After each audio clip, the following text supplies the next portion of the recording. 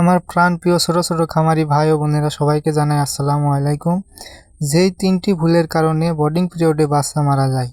অনেকেই বলেন ভাই ঠিকমতো মেডিসিন দিচ্ছি, ভ্যাকসিন করছি, তারপরেও কেন বাচ্চা মারা যাচ্ছে। ভ্যাকসিন আর মেডিসিনের বিষয় তো পরে, আপনি কি জানেন মেডিসিন ছাড়াও মুরগি পালা যায়? মেডিসিন ছাড়াও আপনার বাচ্চা সুস্থ থাকবে। তো যাই হোক, এই বিষয়ে আমরা অন্য কোনো ভিডিওতে আবার কথা বলবো। এখন যে বিষয়টা নিয়ে কথা বলবো, যেই 3টি ভুলের কারণে বোর্ডিং পিরিয়ডে বাচ্চা মারা যায়, তার প্রথম ভুলটা হচ্ছে ব্রোডিংয়ের তাপমাত্রা নিয়ন্ত্রণ না করা। ব্রোডিংয়ের তাপমাত্রা এক এক সময় এক এক রকম হলে বাচ্চা মারা যেতে পারে। অনেকেই আছে বাচ্চা বোর্ডিংয়ে দিয়ে দেয়, বোর্ডিংয়ে দেওয়ার পরে লাইটটা জ্বালিয়ে দেয়, লাইটটা জ্বালানোর পরে আর দেখাশোনা নাই, লাইটটা কত তাপমাত্রায় থাকলো বা কিভাবে লাইটটা চলছে এ বিষয়ে আর কোনো গুরুত্ব দেয় না। এর জন্য আপনাকে সঠিক নিয়ম ব্যবহার করতে হবে। তাপমাত্রা সবসময় একই রকম থাকতে হবে। এক এক সময় এক এক রকম তাপমাত্রা হলে বাচ্চার সমস্যা হবে। প্রয়োজনে থার্মোমিটার ব্যবহার করতে হবে বা যে কোনো ধরনের কন্ট্রোলার ব্যবহার করতে হবে। একটি বিষয় সবসময় খেয়াল রাখবেন, আপনার বোর্ডিংয়ে তাপমাত্রা সবসময় 34 থেকে 35 ডিগ্রি তাপমাত্রার মধ্যে থাকবে। এর থেকে বেশি বা কম হলে বাচ্চার ঠান্ডা লেগে যেতে পারে অথবা অন্য কোনো সমস্যা হতে পারে। তারপরে দ্বিতীয় ভুলটা, যে ভুলটা আমরা সকলেই করে থাকি, আমরা বাচ্চাকে যে পানিটা, খাবার পানিটা দিয়ে থাকি সেটা আমরা আর চেঞ্জ করি না, বারবার একই পানি খাই। এই একই পানি বারবার খাওয়ার কারণে বাচ্চা অসুস্থ হয়ে যায়। মনে রাখবেন, বাচ্চাকে সবসময় পরিষ্কার পানি দিতে হবে।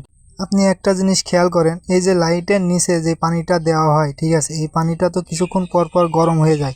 আপনি যখন পানিটা দিচ্ছেন তখন ঠান্ডা পানি, আর একটু পরে যখন পানিটা গরম হয়ে যায় তখন হচ্ছে গরম পানি। এই গরম পানি, ঠান্ডা পানি খাওয়ার কারণে বাচ্চাও অসুস্থ হয়ে যেতে পারে। এভাবে করা যাবে না, কখনোই এই ভুলটা করা যাবে না। পানি অন্তত 2 ঘন্টা 3 ঘন্টা পর পর চেঞ্জ করে দিতে হবে। কিছু না হলেও 7 দিন এভাবে পানিটা চেঞ্জ করে দিতে হবে। তারপরে আমরা 3 নম্বর যে ভুলটা করে থাকি, এটা হচ্ছে সবথেকে মারাত্মক ভুল, ঠিক আছে। এটার কারণে আপনার ফার্ম একদিনে ধ্বংস হয়ে যেতে পারে। এই ভুলটা কখনোই করা যাবে না। আমরা বাচ্চার নিচে যে পেপারটা দিয়ে থাকি, ঠিক আছে, এই পেপারটা অন্তত 24 ঘন্টা পর পর চেঞ্জ করে দিতে হবে। 2 থেকে 3 দিন পেপারটা থাকবে, 2 থেকে 3 দিনের পরে মানে 72 ঘন্টার পরে আর কোনো পেপার রাখা যাবে না। এই পেপারের উপরে বাচ্চা যখন মলত্যাগ করে, এই মলত্যাগ করার পরে লাইটের যে একটা হিট আছে, এই হিটে মল থেকে একটা সালমোনেলা গ্যাস তৈরি হয়। এই গ্যাসটা যখন বাচ্চার নাকে লাগে, এই গ্যাসটার মাধ্যমে বাচ্চার পুরোপুরি হার্টে গিয়ে অ্যাটাক করে। এই অ্যাটাকের কারণে বাচ্চা সঠিক মতো অক্সিজেন না পাওয়ার কারণে বাচ্চা স্ট্রোক করে অথবা হার্ট ব্লক করে মারা যেতে পারে। তো যাই হোক, ভুল আমরা সকলেই করে থাকি, ভুল থেকে শিক্ষা পাওয়া যায়। ভুল না করলে ভালো কিছু শেখাও যায় না। সকলেই ভালো থাকবেন, সুস্থ থাকবেন।